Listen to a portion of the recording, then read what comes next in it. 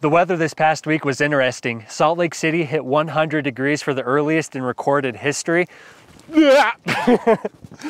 But then, as the week went on and the weekend approached, it rained, and then it rained some more, and then that rain turned over to snow, and then it snowed some more. So there's quite a few places in Utah that actually received quite a bit of snow, the Uintas included, which I'm grateful for because we need it. Anyways, thank you guys so much for watching this video. If you enjoyed it, I'd really appreciate it if you subscribe to the channel. Thank you and have a great week.